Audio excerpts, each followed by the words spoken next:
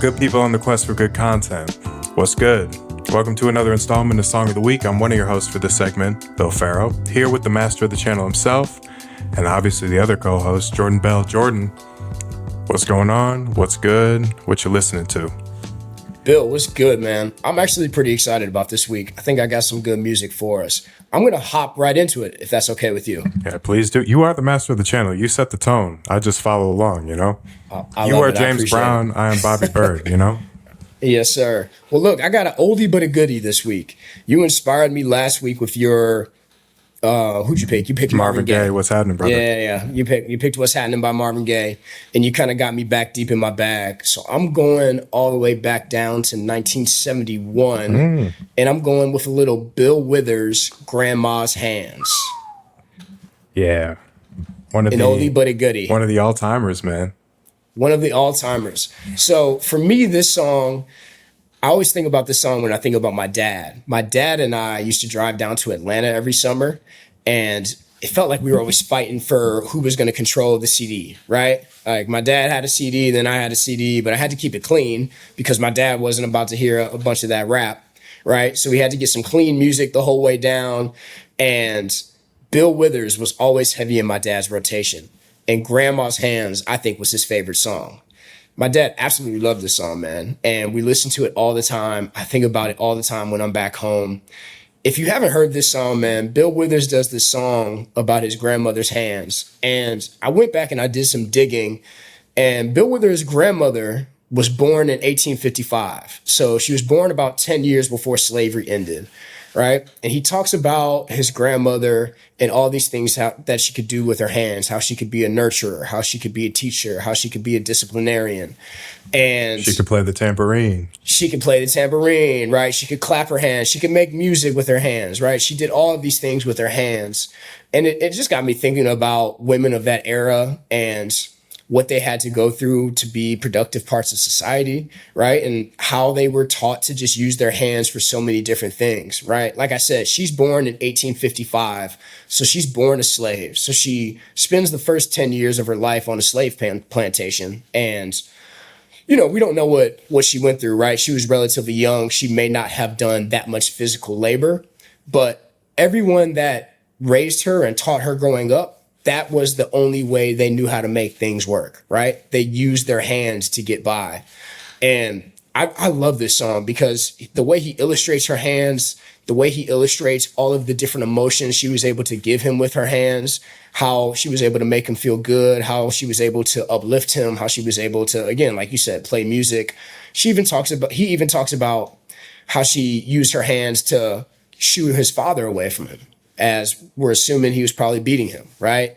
He doesn't talk a whole lot in his life about what happened in his childhood, but we know he was raised by his grandparents, and we know that they were born in like a coal mining area in Virginia, I want to say. So again, just the use of hands, especially in that time for Black America, he does a great job of illustrating what Grandma's hands meant to him. It's a really beautiful tune. If you haven't heard it, you should go check it out. Yeah. Just to add on to that, it's really a reminder on, well, from the artistry standpoint, people, don't ever forget, you can make a song about anything and it has the chance to shape, move anybody, anywhere at any given time, right? Yeah. So always make shit that matters to you because in turn it'll matter to somebody, right? Person, sure. Right?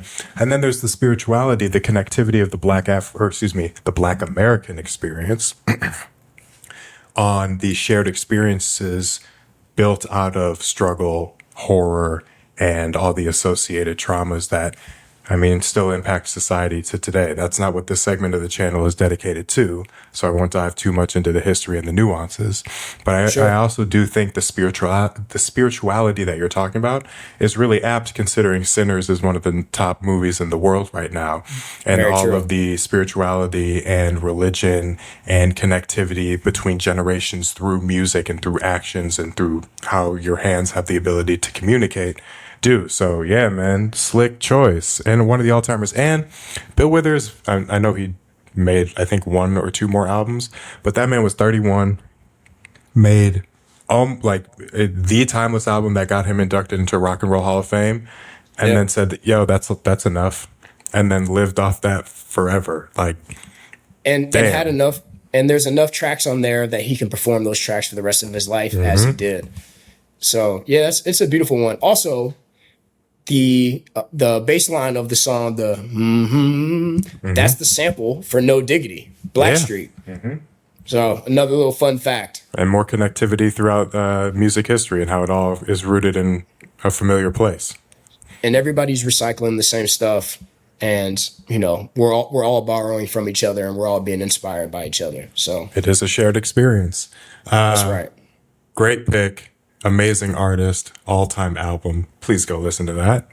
Absolutely. I'm going to take us to a little bit more of a present time. Young, All right. New Orleans-based rapper Reezy, Lareezy.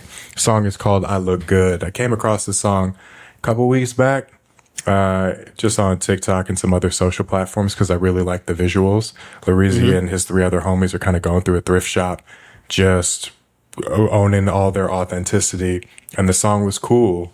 The reason why I like this song mainly is like the contorted way that Reezy, who produced the track, also he like contorts the vocal samples in such an interesting way that the sample sounds like it's almost like burrowing and vibrating in your ear, and it creates such like a unique sound. It's nothing new. I just think he picked such a good spot of this sample to really create personality in the song. Then you've got like this New Orleans kind of jazz-esque piano that kind of flickers and flutters right before you get into the song and the rapping. That's a real nice touch. And then you've got this light and brightness just cloaked in young energy and youthful exuberance and owning your authenticity and loving yourself in Reezy's rapping, but like these bright horns that kind of sound like the sun peeking behind the clouds and like breaking up a lot of that gray and creating this song that just sounds like a summer day or just a sunny day where everything is going right for you. And Reezy's lyricism is digestible. It's easy to understand. I think he does a great job fitting in the pocket and talking about like, hey, look, could I run the world? Well, if I am, I have to love myself first. Could I dunk like LeBron? Well, the equivalent is basically me rapping. So I don't necessarily need to dunk like LeBron. I just need to be myself. I need to own who I am and have a lot of self-love and individuality in that. And that's something that I think is easy to get lost in this age of the internet where you have so much different stimuli and information coming at you. It sometimes can be hard to be yourself, especially when everybody else is trying to be themselves. So I think he just executed the song so well. I think it's fun. It's bright. It immediately picks up your mood. It's easy to understand. It's quick. And that's why I think it's my song of the week. Now, all that said, this will be the first time I actually say this. I do have one exception. A line that I take exception to in his hook. He says, "Rest in peace to Trayvon. Let me pop my hood." That feels a little bit in bad taste, but I don't love that either. Yeah, that feels a little bit bad taste. But that being said, so many other parts of the song are giving you the right emotional connection to puff your chest out and own who you are, and that's why it's my song of the week. Reezy, "I Look Good." I'm going to have to listen to it now to hear how he delivers that bar because, I'm going to have to listen to it. My first question for your song of the week is, so it sounds like there's a lot of New Orleans kind of sound in it. Yeah, if I didn't actually look him up for the first time. I think that's like the first time I didn't do a little background dive. But I think it's because he made it such a part, like a focal point of his personality in this song. Because he's talking about like, could Reezy be as big as Weezy when he was running around with, Hot Boys? I'm like, I'm Manny Fresh, I'm Birdman, I'm Weezy, and I'm making movies, right? Like, for sure. He's talking about his creative chops. So we're assuming there's some New Orleans. Yeah. And then the visuals also indicate that that's where they are too. Gotcha. Do you have a favorite city in America for like live music? Like, do you have a city that you absolutely love the live music in? I'm going to default and say Chicago, the major city that I grew up outside of, just because I know it best. Now I've lived in a few different cities: Atlanta, Seattle, outside of Cleveland as well. And I've been around. Los Angeles for extended periods of time, this, that, and the third. But there is something about the nooks and crannies of finding very divey spaces that Chicago has to Yeah. offer, easily accessible public transportation, and just how many, I mean, it's like 77 different neighborhoods, how every neighborhood in Chicago very much has its own distinct personality to the point that you just always find some different textures, man. Like Okay. it's cool. So I'll say Chicago. Yeah. And it feels like a lazy answer, but probably No, just, Chicago's a dope city. yeah, it's one of the best in the world, man. For me, it's Memphis. So as you know, I lived in Memphis for 3 years, and Memphis had some of the best like just local bands that I've ever heard in my life. And we used to go to this spot called Ernestine and Hazel's on like a good Saturday night.